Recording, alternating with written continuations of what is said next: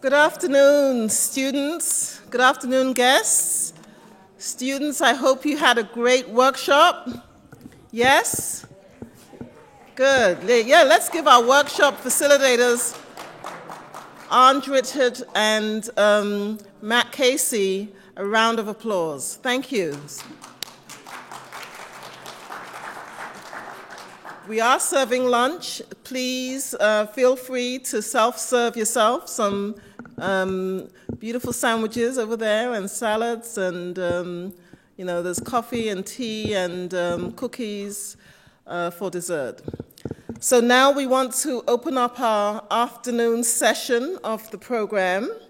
And we are so pleased to be joined by a very important person on campus, and she is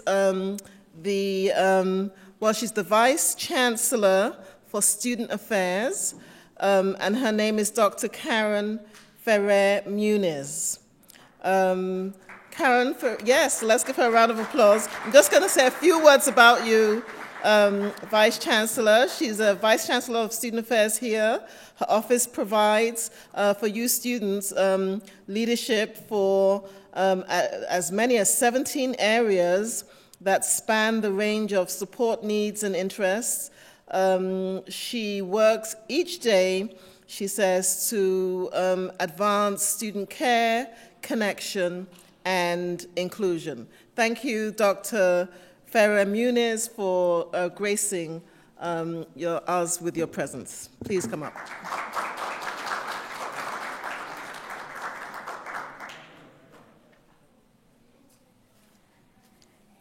Good afternoon already. How we all doing? Buenas tardes on my mother tongue.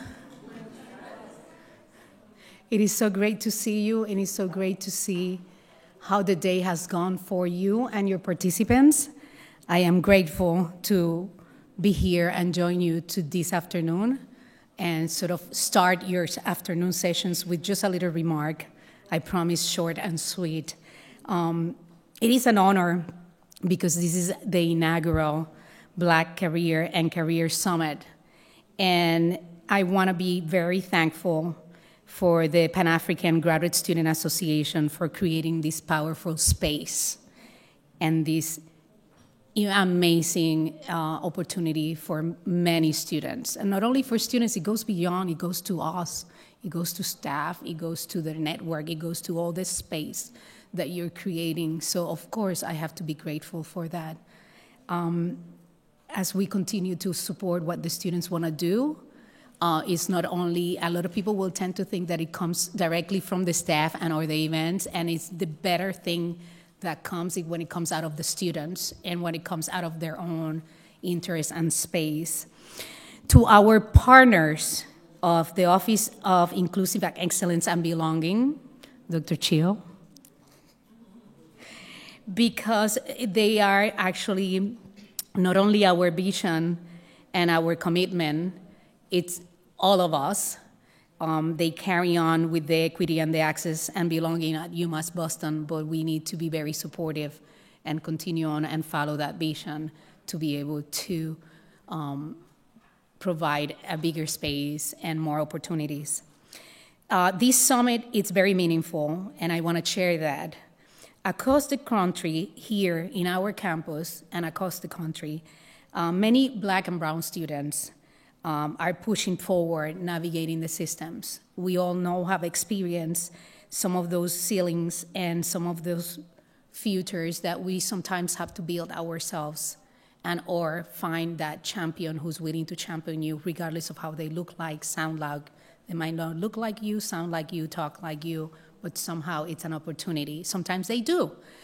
When they do, it's amazing. It's an amazing opportunity. I waited 50 years to find someone that talked like me, sound like me, spoke like me. However, I did have champions in my life who not necessarily did talk and spoke and looked like me, but they became that champion who got me through, almost like a sponsor.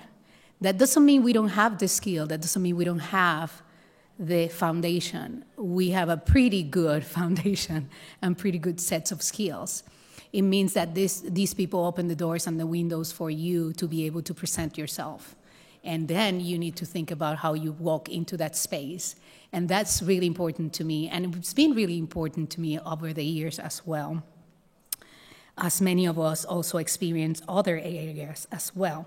So to affirming that this is a journey to ensure care for yourselves as students and to ensure that career success, both of them go in hand, all of those areas. And so thank you for that. I also want to recognize and congratulate any students who's graduating next week. Who are those? I would be remiss as a Vice Chancellor for Student Affairs not to talk about the graduates. You will be walking through stage next week, and you will be had an amazing opportunity to see our Attorney General, another Black woman leader who is making strides, and watch her and hear what she has to say. So please enjoy. Please promise me, those graduates, you will go home. I always give this homework to students. Students are always probably tired of hearing me at the end saying, when you go home, please go to that family member, that friend, and or that person who got you through at the same time. We do not do this alone. And you have someone, I know you have someone that you will be like, thank you. I'm going through stage next week, and you are going with me at the same time. So today's speakers, thank you. You mean a lot to the message that you're going to be facilitating today. So thank you for that opportunity that you're providing the students and investing time and your mentorship for, as an example to our students. And always remember, we're never alone. I just said that. I want to congratulate you, not only because you're here, is because you know you need to take advantage of these connections and inspire your motivation to continue that grit of looking for that champion. It's something that comes along, trust me, it gets better. Sometimes it feels that that person is not there, but it comes along. When I was a student, I had many opportunities due to those people, but at the same time, I had to obviously pull out my skills, my set of skills, my knowledge, and go from that on. So you need to be proud of that once you have that opportunity and move on. To this day, I still do. That's my MO after 30-something years in student affairs. As a Latina female in the field, and what it means for the Black and Brown community as well. So my career connections will take me through. My first opportunity out of a student, and I'm gonna finish with that mini story. I was sitting in an activity very similar to today's activity, and there was actually a chief of staff of an assemblyman in New York. And this is a long time ago. And she was actually passing on information about the New York State Assembly, especially with the Assembly, that side of the House of Representatives, internship program, that it was a 6-month program, paid. And I was about to finish, and then I'm like, let me just take the information. Sure enough, part of me said, I gotta just fill out this form, and I need to talk to this lady, and I did. And from that point on, I was the first intern to the Black and Puerto Rican caucus for the New York State Assembly many years ago.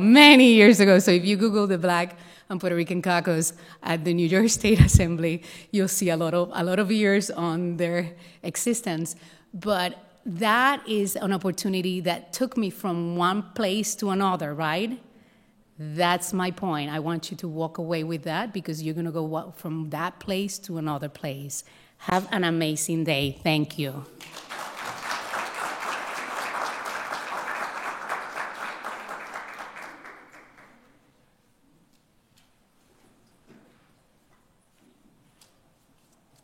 Thank you so much, Dr. Ferrer Muniz. Thank you for gracing us with your presence. Thank you. All right, now I am going to invite Rachel Igbenedian, who will introduce our luncheon keynote speaker, Shazelle Mohammed. Rachel.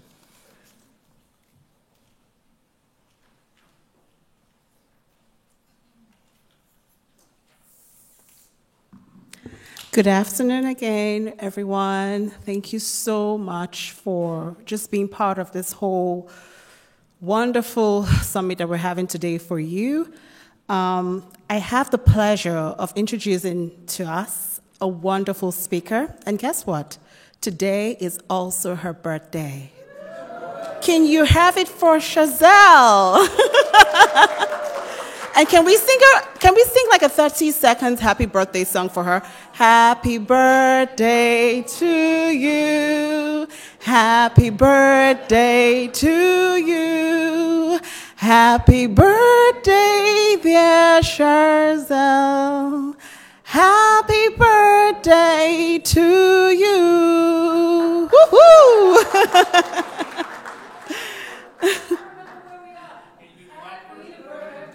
To ya. Happy birthday to ya. Happy birthday to ya. Happy birthday to ya. Happy birthday. Woo! Congratulations, Shazelle. We're so proud of you, and we wish you more and more years of prosperity and good health, and all that you wish for yourself as well. So I'm going to be talking today a bit about her and her bio, just to give us a profile of who she is. She's a TED talker, she's a TED speaker, and she's also an international keynote and founder of the Africa Link Initiative, known as ALI, which is a nonprofit that's reawakening and expanding how youth of African descent love themselves and as well as Africa. That's so amazing. Through ALI and her consultancy, UNOIR Global, she has empowered over 10,000 learners across the United States as well as Africa through leadership development, scholarships, and identity-rooted education that culminates in a transformative birthright trip to Africa. Raised on a New Jersey farm and shaped by early experiences of racial injustice, Shazelle channels personal healing into global impact. She's a certified agricultural educator and a proud dual citizen of Sierra Leone. You see the outfit? It's all Sierra Leone. And her work has been celebrated by BBC News, The Essence, and in partnership with TED, YMCA, and Boys and Girls Clubs. Well, she's also written a wonderful book as well, but it's basically what she'll be talking to us about today as part of it. But please let's clap up Shazelle. Thank you so much. Yeah, thank you for coming.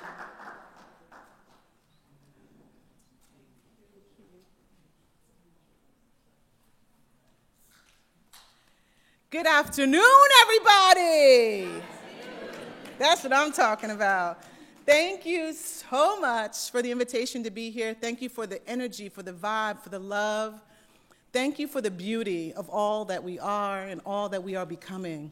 Thank you, my sister, for the happy birthday, because that's the one right there. I love all of them, but when you bring that, you're at home. So thank you. Thank you so much for making me feel and welcoming me home. Ray, thank you for that wonderful introduction. Where'd you go? There you are. Thank you for that wonderful introduction. She's speaking into existence, the book. It's not written yet, but you just spoke it into existence. Truly, God gives you signs. The Bible and the Quran agree that, yea, there are signs in the heavens and the earth, yet man go heedless in recognizing the signs. So I am a PK kid too, but I'm not here to preach. But I'm here to channel some of our foremothers and forefathers because what they gave us is priceless. So again, good afternoon, my beautiful family. On this day, that is my birthday, and also the birthday of our bold and beloved brother, Malcolm X. I stand in deep gratitude and appreciation for life, for legacy, and for the chance to gather with you to exchange energy, to exchange ideas, to imagine a future, but also to step forward together in building that future. We are in a moment right now of both uncertainty, but also of possibility. Systems are shifting, truths are being suppressed, old structures broken down. But here's what I believe. Although critical, this is not a crisis. Do not panic. This is a creative opportunity for those who recognize it and are prepared to lean into it. And what we do right now, however, determines the kind of future we step into, the kind of legacy we leave, and also what our future generations are going to inherit. And this is one of the reasons why I'm so grateful for today's conference, the inaugural Black Diaspora Career and Care Summit. That means it's the first, but it's not going to be the last. That's what that means. Thank you, Dr. Kiki. Where are you, my beautiful sister? Thank you, Dr. Hill, my brother. Thank you to my sisters, Patricia, Adana, Ray, and Charlotte. Thank you to the Pan-African Graduate Student Association members. And thank you to the University of Massachusetts at Boston, because your leadership for not only standing firm in this time, in this moment, but also moving forward in it. Not shrinking in fear, because that is one of the lies of the enemy. I am honored to stand and move with you. And congratulations to our graduates again. You did that. And we're so proud of you, and we stand with you, ready to support you, to pour into you, and lift you up. So before I move into action, I must honor the advocacy that brought us here. Advocacy is how we've challenged exclusion, demanded visibility, and protected one another on campuses, in families, and in every movement where we have refused to be silenced or erased. It is how we've pushed back against the systems that tried to define us before we could define ourselves. But advocacy is just the beginning. Action is the next chapter. So today, I'm not going to talk to you about finding a job per se, although my sincere hope is that what I share with you will help you in that endeavor. I want to help you understand the system within which that job exists, as well as the system that you're building inside yourself. I often tell my students, don't react, reimagine and redesign. Because the systems that shaped us were not made to reflect us. They were made to extract from us. They were made to instill fear by making us feel small and weak and subservient so that we could be controlled. And so now, where do we find the systems that will sustain us in this day and in this hour? I'm here to plant the seed that now is the time for us to finally reprioritize building those systems for ourselves. Because as you enter the next chapter, you are either going to plug into someone else's systemic design, or you're going to begin designing a system that reflects your truth. So, systems. Let's be real. We're always operating within a system. Some are external, workplaces that praise diversity while punishing authenticity, institutions that need your labor but not your leadership, economies that were never built for you to benefit from your genius or the wealth that genius helped to create.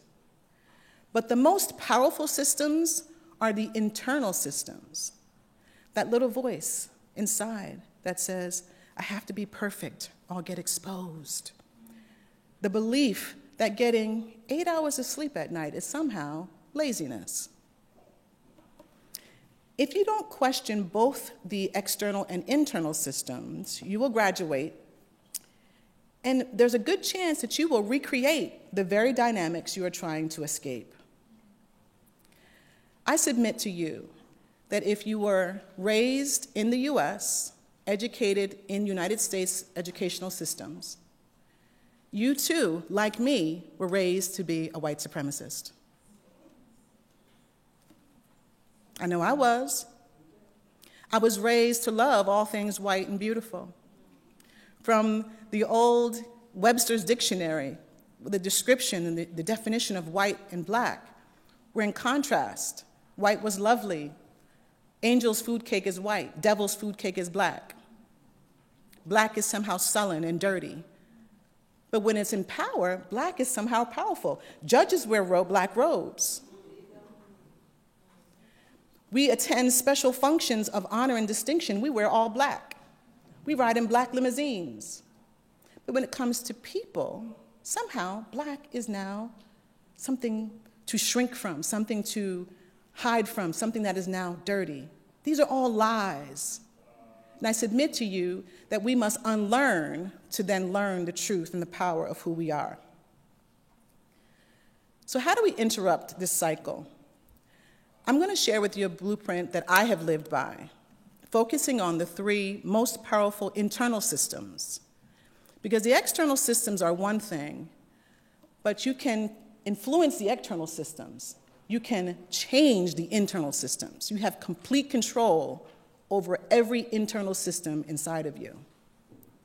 And those three of the most powerful systems inside of you are your mindset, your skill set, and your habit set. So mindset, it's what you believe about yourself and others. I call mindset like the weather in your head. It's the lens through which you see everything, every challenge, every opportunity. And when I say you, I mean me too. You means me, you means you means everybody, because as I'm speaking to you, I'm speaking to myself as well. So mindset is not just about thinking positively, although thinking positively is important. It's about the stories you believe about who you are and what's possible for you. And let's be real, many of us are carrying stories we did not write. Do you walk into a room thinking, I have to prove I belong here? Or do you walk in knowing that I'm here to learn and that is okay? Do you think that making mistakes means that you're not good enough or that you don't belong? Many of us inherited trauma that tells us that we must earn our daily breath and our daily bread through constant struggle, toil, and sacrifice to reveal our greatness. I know these stories well. I've lived them. For over 30 years, I worked in corporate America. God help me. I'm still here. I'm still here, Lord, I made it. Going above and beyond, volunteering for those stretch assignments, working late hours, adding value beyond my job description. You know, grinding, as they say. Part of the problem was my mindset. I leaned into the trope that we have to work 3 times as hard to get half the pay. I got stellar reviews. I got stellar feedback from my managers and the most amazing survey feedback from the employees that attended the classes that I taught. And for all of my Employee of the Year worthy behavior, I was mocked for my religious attire, and I was grossly underpaid. One day, I was told that a beautiful pin that I wore in my khimar, an Islamic hair covering, that it made me look like an alien. And one day, as the company's work halted to transform nearly every inch of the office into some devilish scenes for Halloween in which I did not personally participate, I was told I was already wearing my costume. I was overstressed. I was underpaid. I was experiencing bouts of anxiety where I didn't want to get out of bed some days, and simmering at full-blown burnout. And for my troubles, I then learned that I was being paid $20,000 per year less than someone who had just joined the organization with the same title as me. That broke something in me, but it also woke something in me. I realized that I was more committed to being accepted by a broken system than I was to building a system that reflected my purpose. That's when I stopped hustling for inclusion and started planning for freedom. I got clear on who I was and remembered whose I was. My mother, may God rest her soul, reminded me that God had intentionally created me. God has intentionally created you, and you, and you, and you, and you, and you. Intentional design. And that we are a part of his divine plan to fulfill his divine purpose. Why do you think there's so much energy being put towards the oppression of Black people in this country? If we're so unworthy, then why bother? I submit to you that you are more powerful and important than you can fathom. Those who are actively trying to hinder your rise and stifle your brilliance do so because they know who you are more than you know who you are. So for us to shrink from the truth of who we are, of where we come from, and who we come from, is a mistake. That too is a lie of the demon.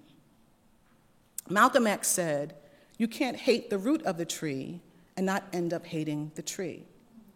So for those of us who may or may not have an appetite for Mother Africa, from which we all stem, unequivocally all stem, I invite you to re-examine that.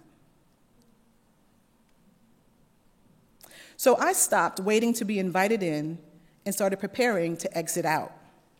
It was a radical pivot for me. I started to draft a plan to leave that corporate system of oppression that was hating me and in turn encouraging me to hate me too. Because I was drinking their Kool-Aid every day and sometimes twice on Sundays. My exit plan was for me to pour my energy into the for-profit consulting business that I had, called Eunoia Global, and pour my gifts into serving youth by creating a program I would run through a nonprofit business that I would create. If I was to be successful, I knew I had to take personal inventory. I had to really excavate my mindset, skill set, and habit set. What was my mindset? What were the stories I was telling about myself and about others? Which stories were true and helpful? Which stories were lies I needed to unlearn in order to be free? How broad was my skill set? What were my critical skills gaps? And what were my regular habits? Were they helpful or would they hold me back? I gave my exit strategy a timeline of 3 to 5 years, and with God's help, I did it in 4 and have never looked back. You see, too often, we're asked to produce success while enduring harm. We're told to bring our authentic selves to work, but then are punished for doing so. We shoulder invisible violence, code switching to survive in spaces not built for us. And even in programs designed to support us, there's still a missing link: our wellness. The wellness of our heart, our mind, our bodies, and our spirits. You see, oftentimes we don't need soft skills, we need safe systems. We don't need bootstraps, we need bridges. I mean, really, have you ever tried to pull yourself up by your own bootstraps? It's literally impossible. So we don't need rugged individualism, we need a unified village. As you graduate from college and prepare to enter the job market, I want you to remember you are not there to prove anything. You are there to learn. And since you're learning, you will make mistakes, and that's okay. Perfectionism is off the table, because if you're perfect, you're not learning or growing anyway. Nurturing a healthy mindset is one of the greatest gifts you can ever give or get. And that brings me to skill set. What skills do you need to thrive within the system? You see, skill set is not really about your resume. It's more so about your discernment. It's also about practical tools and strategies to navigate and build systems without losing your center. Yes, learn the system. Yes, learn the software, learn the tools, learn the language of the industry. Do all of those things, but also, can you articulate your values, your ideas, and your boundaries? Do you understand the spoken and unspoken rules of the game you're about to play? Can you advocate for yourself with grace and strategy? Can you find or build a community that nourishes you? Can you prioritize rest and self-care without feeling guilty? Are you creating opportunity or just chasing it? Do you know how to leave when a job no longer aligns? So what are the external systems that can support you in this endeavor? Mentors and champions, absolutely. Those that speak your name in rooms that you have yet to enter. Online communities, find or help cultivate an online community of practice that shadows, that exemplifies your value system. Faith communities, yes, that affirm your humanity, culture, and purpose. And professional organizations built by and for us. Use these external systems to sharpen your capacity, not to affirm your value. You don't need any person or any system to do that. You were born, therefore you are valuable to God, and what could matter more than that?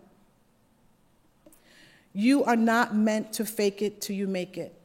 You are meant to trust that learning in the open is more powerful than pretending in silence.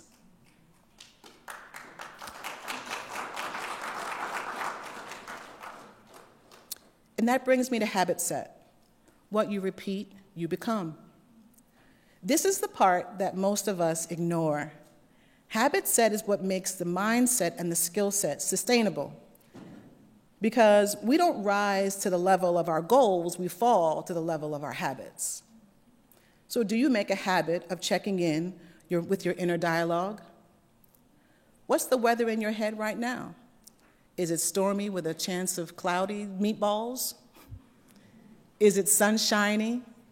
Is it a beautiful day, full of opportunity and grace? Do you have a daily routine that centers you? Meditation, prayer, reflection. Are you building systems of rest, reflection, and recovery?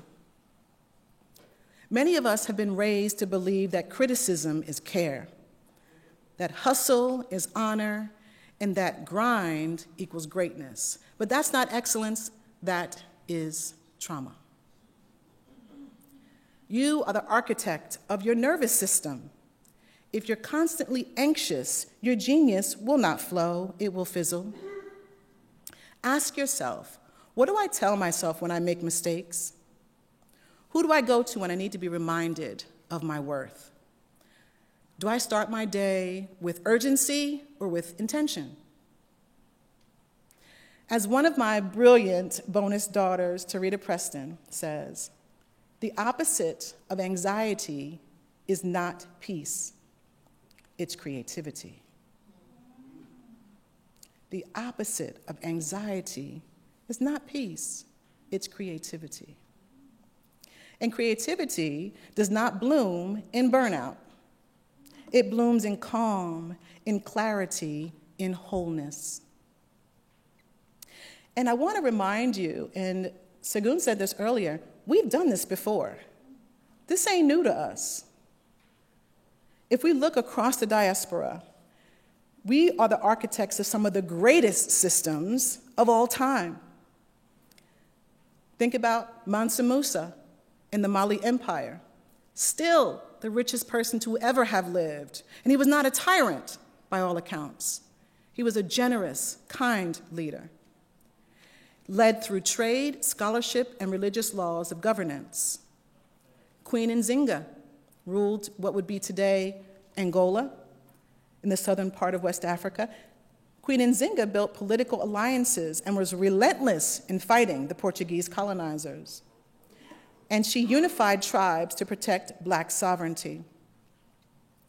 Look at the Greenwood district of Oklahoma. Hello, Black Wall Street. We did that. Black Wall Street generated over $200 million before it was destroyed in 1921. So I can put my hand on my hip. $200 million in 1921. We did that through wealth, through community building, through infrastructure and systems. And look at a current example today. Anyone know PG County, Maryland? So Prince George's County, and also Charles County now is coming up. Charles County, Maryland, with the highest per family income levels of Black families all over the country. 200,000 plus. Thriving communities through land ownership, through entrepreneurship, through policy development, and a sense of community. When we look across the diaspora from before times to today times, Black success has never been individual. It is always collective, always rooted in shared values, vision, and systems built by and for us. So I want to share with you how I have operationalized this framework in my own life. Once I was out from under the stress and strain of corporate America, my anxiety faded. My creativity flowed. Within 1 year, I had created a 501c3 nonprofit, African Link Initiative, or ALI for short. ALI is an evidence-based identity development program designed to transform how youth of African descent see the world and their possibilities by first transforming how they see themselves in the past, present, and future, and how they see the continent of Africa. So far, our program has 3 core parts and culminates in a birthright trip to Africa. And so far, we've taken our students to Ghana.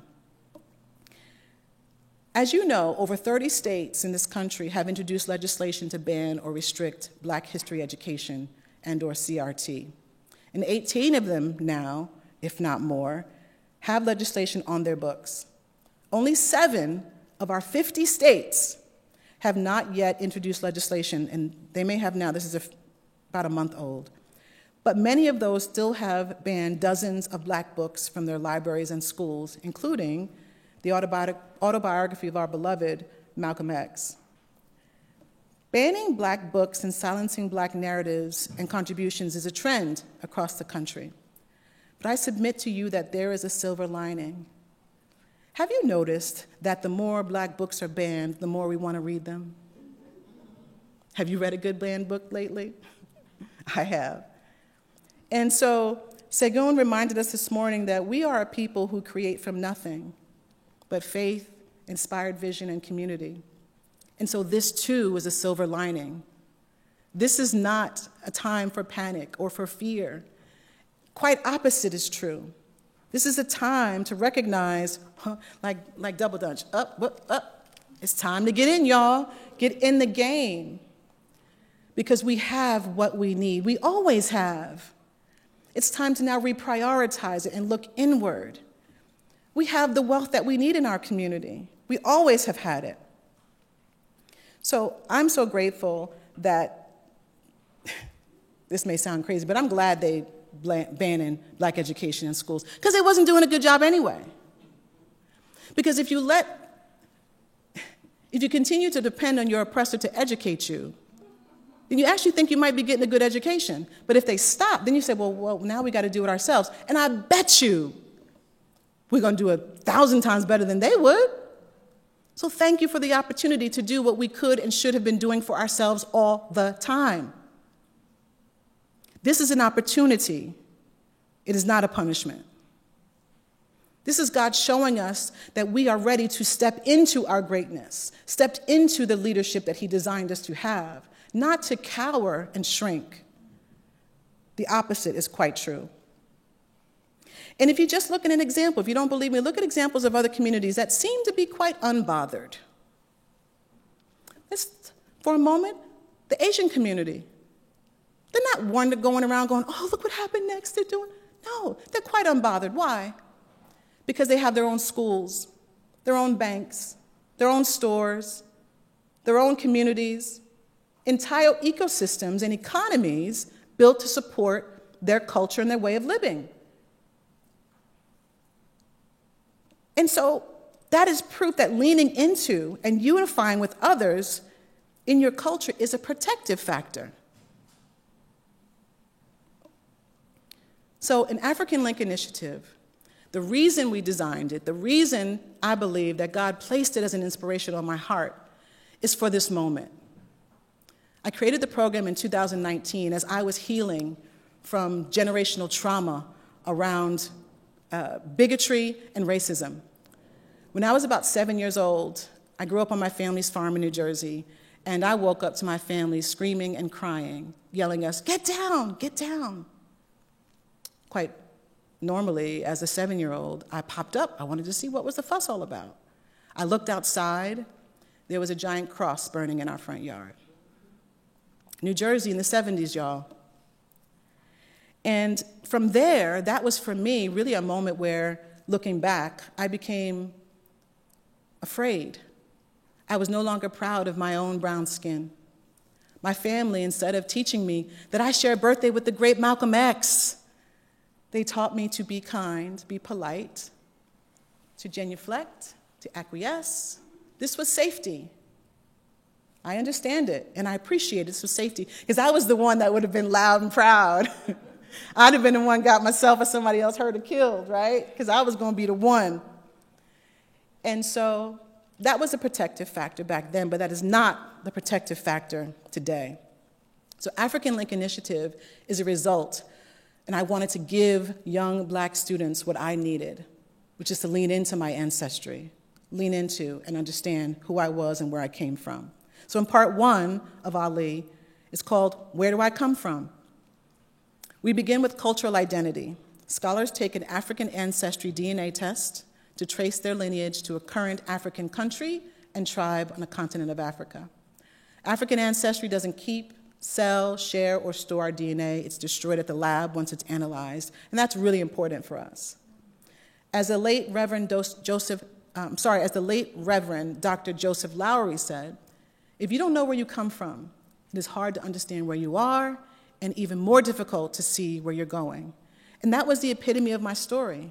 I didn't know where I came from. As a young kid, the white community around us, it was like they were screaming epithets at us when they called us African. Like, we're not African.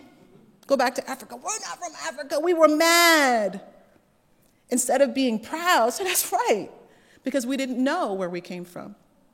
I have since traced my ancestry, and my maternal line, my mother's mother's mother's mother, all the way back, are from the Mende people of Sierra Leone, y'all.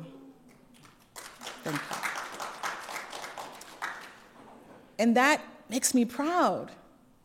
And when I hear about the stories of my ancestors like Singabe Pe, who refused to lie down and die, I'm like, that's right, that's why we don't take no bleep, because that's in my blood. So finding out where you come from makes you stand stronger on your square. Leaning into your ancestry, leaning into your history gives you pride and confidence when maybe you didn't have it. And so in African Link Initiative, that was our goal for our students, to find out where they come from. We focus on mindset, Black pride, grounding, clarity in the truth of where we come from, and begin to erase the lies we've been told about who we are. You see, people of African descent, whether you were born on the continent of Africa, raised there, still live there, or your people were stolen, brought here to this country and raised in America or other parts of the Western psyche, we exist on two sides of the same oppression coin. Those that remained were colonized, with few exceptions. Those that were stolen were injected with the colonizer's blood, and we were taught to worship him in many ways. So the stories we tell ourselves in many ways are the stories that he taught us about who we are, where we come from, and who we can become, our inheritance, and how we should treat each other, and how we should not trust each other, and how we should not trust people and things that look like us, that come from us and for us, why we should not be in community with one another, all lies. Part two of Ali is, where am I now? What skills do I need to thrive where I am in my current stage of life? We call it Influencer Academy, where we strengthen our scholars' public speaking and presentation skills, and they record their own TED Talks. So far, we have 5 published TED Ed speakers, and we're really thrilled about that, and we have another 5 that we're training at the moment, because we amplify their voices around the world as to how they see the world and what solutions they believe we need. We also teach them how to grow food. They learn how to grow food hydroponically, without pesticides or herbicides, non-GMO, heirloom seeds, because how can we be free if we can't feed ourselves? Bless you. Part 3 of Ali, Where Can I Grow From Here, features student-led conversations on liberation, on systems, and connecting to our diaspora, practicing habit set, visioning, reflection, global leadership, and community building.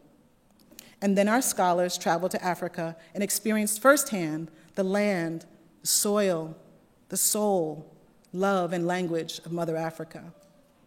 At Ali, our goal is to educate, but also to reorientate. We want to inspire as well as equip.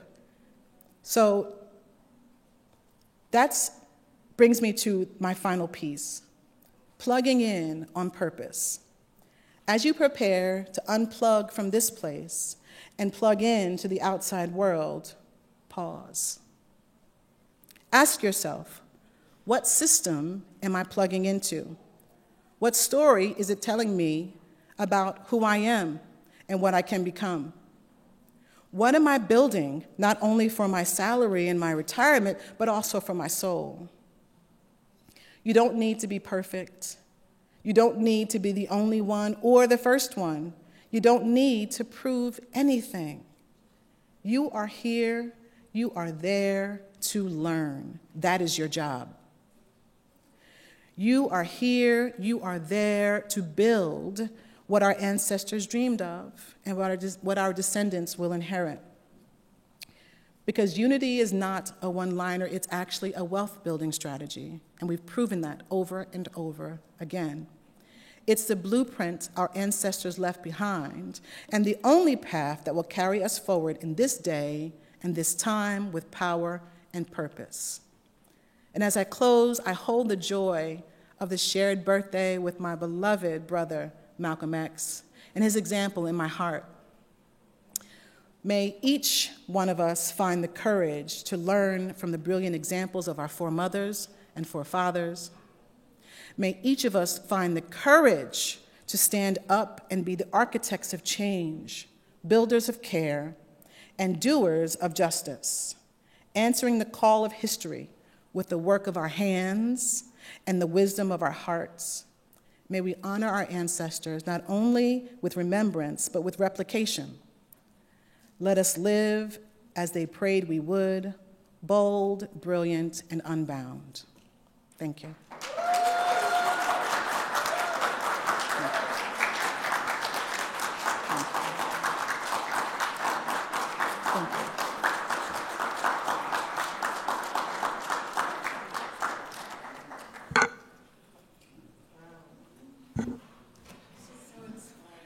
Thank you, Dr. Kiki. Do I need to stay for Q&A? If you'd like? Thank you, yes. Not sure if we have time. Yeah, we do have time. Thank you, Shazelle Mohammed. Wow, very inspiring. We have about 10, 15 minutes of Q&A, so if you have questions, we see questions over there, yes? Please introduce yourself and then ask a question. Good afternoon. Thank you so much for sharing this afternoon. And my name is Franstead Chamberlain. I'm from Haiti. Next week, I will graduate in psychology, and I get accepted to Merrimack College to do my master in mental health counseling.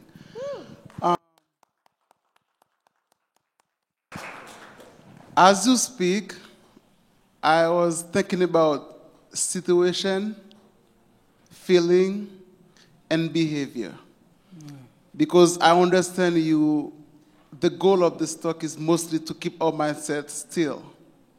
However, sometimes situations tend to reverse the way we stand.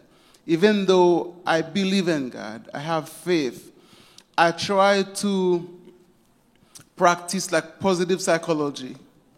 But the situation for now, I was working as a family advocate. I see what Haitians are going through. So we are oppressed. They're telling everything about us. How to live in America with a clear mindset. How to live here without shame. How to advocate as a future counselor for people and Haitian people who is living here. Some of them are undocumented, hiding, stressed out. How to stand up to not burn out myself, and how can I help them with a clear mindset? How to not fake it? Thank you. Wonderful question. Thank you so much for that. I think that's a question that may be resonating in many minds today, in this room and outside this room. What I suggest you do is not easy, but it's possible. First thing, check your news streams, your news feeds. Where is the information coming in to you that's telling you that now is the time to be nervous, to be stressed, to shrink, to feel in the negative ways that actually hold you back? Where is that information coming from? Where is that energy coming from? And then close it out. Resist it. Just shut it down. It's not helpful. So it's estimated that we have somewhere around, 40,000 thoughts per day, something like that. It's also estimated that the vast majority of our thoughts, maybe 80 to 90% of those thoughts, are actually negative thoughts. And about 95 of those thoughts are repetitive thoughts. So if the vast majority are negative and the vast majority are repetitive, we are constantly telling ourselves negative stories over and over and over again. But if you cut off the source of the story and you then introduce a positive source of story, then you actually are feeding yourself. It's like having a diet that's based in high trans fat and wondering why we're not healthy, or a diet that's based in rich vegetables and fruits. So we have to choose the source of our information, just like we choose the source of our food, because that's what nourishes us, our bodies, our minds, spirits, and souls. So if we allow ourselves to continue to be influenced by the current news cycle, which is all negative, or we choose to redirect our energy, it's a choice, choose to redirect our energy, even though it's not easy, it is a choice that we have to make. And that will then redirect us to sources that are actually here to feed us and be positive. And thank God for the internet. My husband reminds me of this all the time. He's like, there's some really good things out there, because I am not an internet person.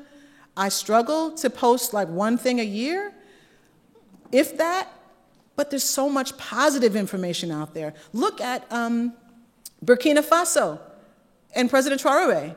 He's always got something positive to say, in my book, my opinion anyway.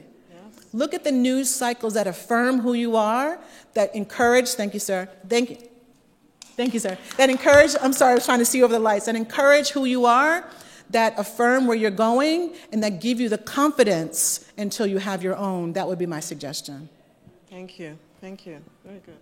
Hello, my name's Harrison Clark, and I really, my question stems from the process that you've listed out, all the way from getting the DNA tested to actually, making the connection back to the continent.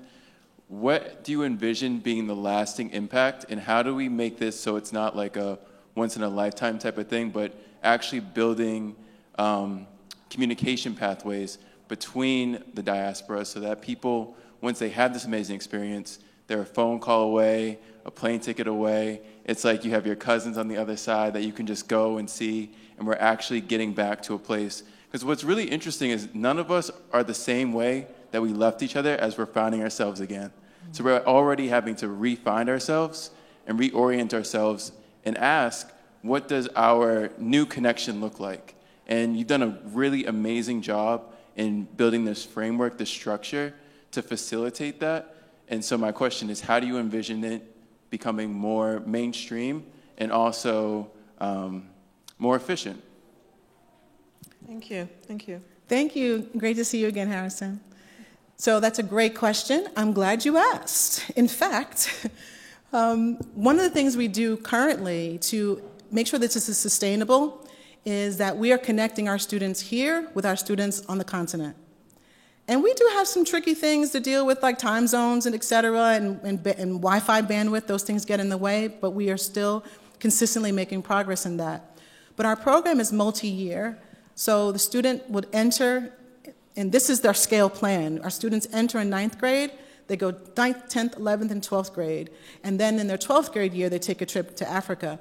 And so with that comes a few things. One, you're being introduced to not only the language, the information, the knowledge that's scaffolded on top of itself year after year after year, but then you're also being introduced to your brothers and sisters across the diaspora, whether domestically or internationally. That's one. Two is our plan is to scale the program across the country and have sister programs on the continent of Africa, and through a train-the-trainer model. So for example, some people call it white label, I call it black label. The program where we have a train-the-trainer model and individuals and community organizations are trained to facilitate the program in their local community, and then we support them. So that way we can share the curriculum, we can share the assets that we have, we can share the infrastructure, the framework, the process design that we have, and sort of a plug and play for local organizations, like here in Boston, for example, that could do that.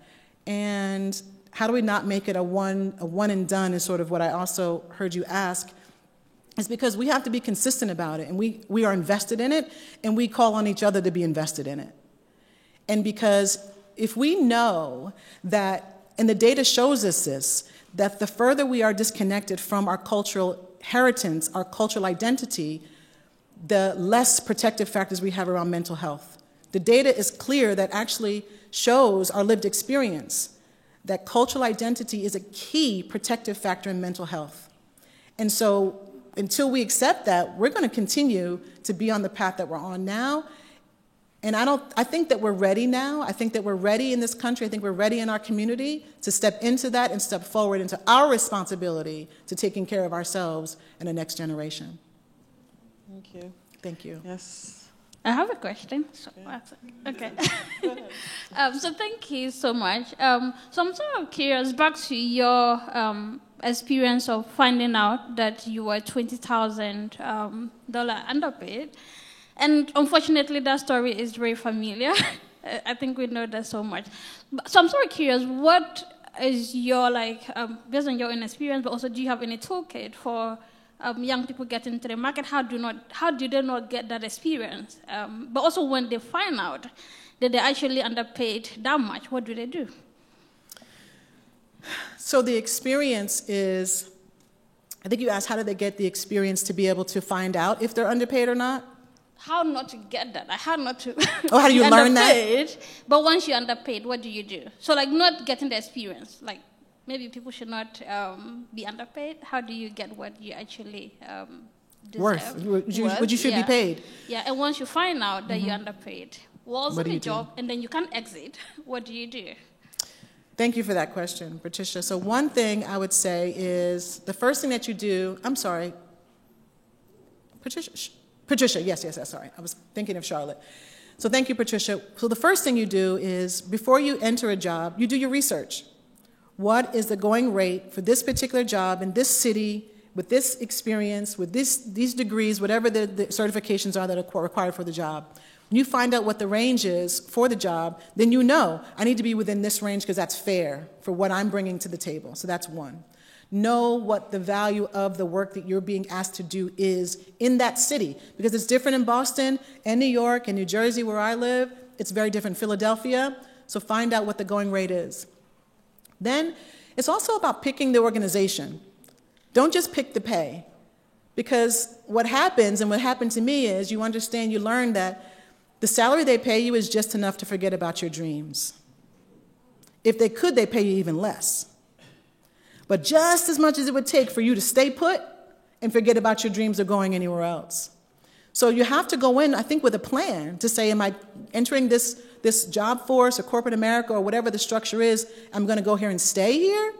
Or am I open to saying I'm going to go and learn, get some experience that I can then take either back to my community or take to another organization or build my own organization or get together with some graduates and build our own organization, build our own business, build our own new thing, new solution to the old problems? Where am I going to invest my brilliance, my energy, my time, and my sacrifice? So it's all about decisions and choices. But the first thing you can do is be educated about what the going rate is of that job in that place. And then if you find out, or maybe when you find out that you were underpaid, then you have a decision to make. I had a decision to make. To be able to walk away from that job, I had to transform everything in my life. I lived in what for me was my dream house. I sold my dream house because I didn't want to be burdened to have to work for a particular type of company or to have to make a certain dollar pay to live like this. It wasn't worth it for me.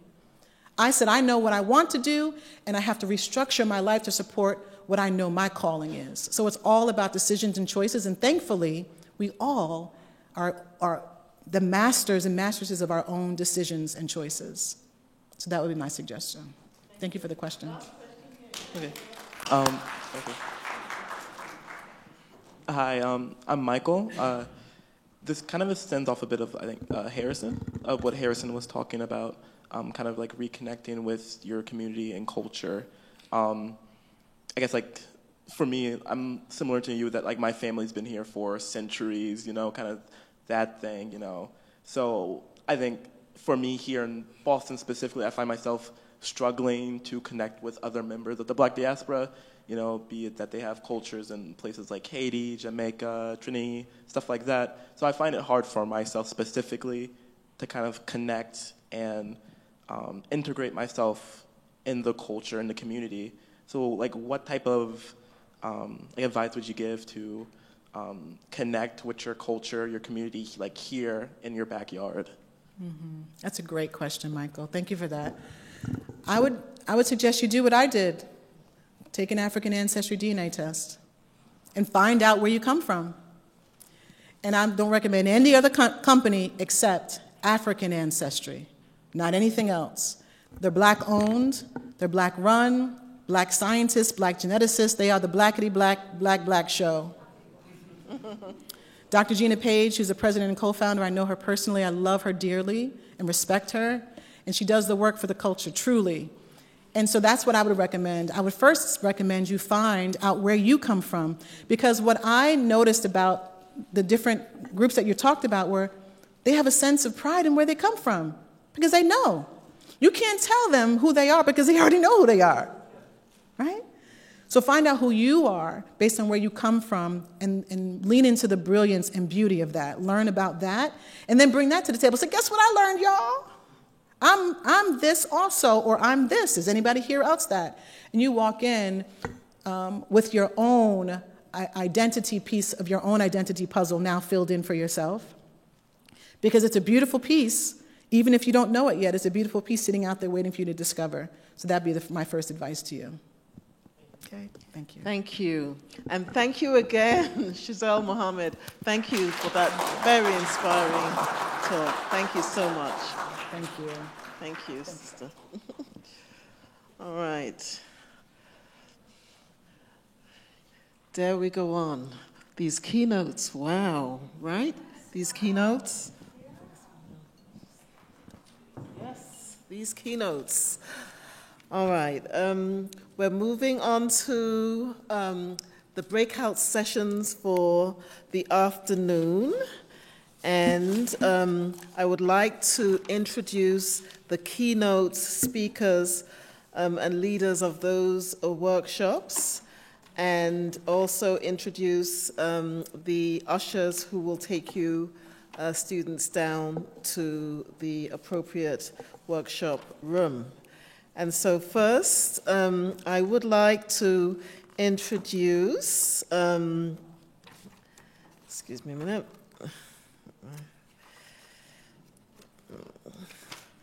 Her name is Attorney Ogo Winnie Okoye. Yes, please stand up and come up.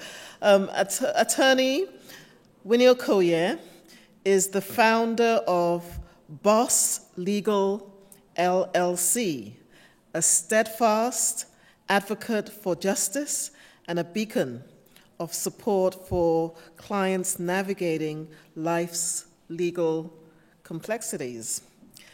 Born in Nigeria and is now a first-generation immigrant, Attorney Okoye brings a deep understanding of the immigrant experience to her practice.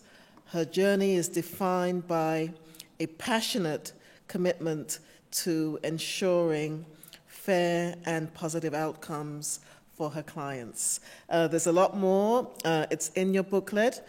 Today, she is going to facilitate a workshop called Strategic Immigrant Planning, National Interest Waivers, and Other Hiring Pathways for Graduates.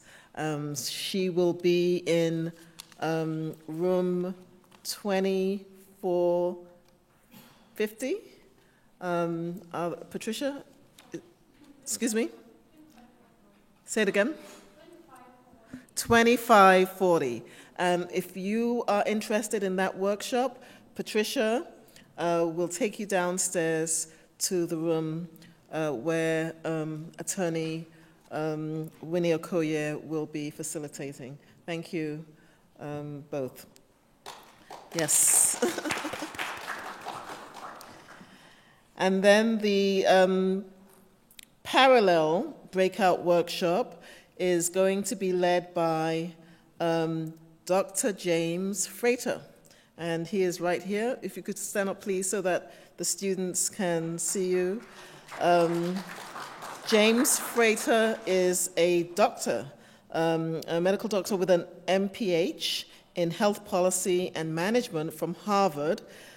He's dedicated to creating sustainable healthcare systems that deliver care closer to where people live, work, and feel most comfortable. In addition to his formal training, he has engaged with international policymaking as the United Kingdom G20 Youth Delegate for Health, Well-being, and Sport. There's a lot more for him. He tells me this morning that he will be starting a PhD program at Yale University. So, give him something. He's already a medical doctor, master's in public health, and now a PhD as well. He will be facilitating a workshop in 2540, and it's called Community Care and Professional Growth, subtitled Building Networks That Nurture Black Excellence. So Ray, is she here? Ray will take him and those of the students who want to take part in Dr. Frater's workshop downstairs to 2540. The rest of you can hang out a little bit if you want. You can attend the workshops. There's so much more lunch left over. You can, eat, stick around. We have a really just as robust evening session for you with keynotes as well. So stick around. We've still just started.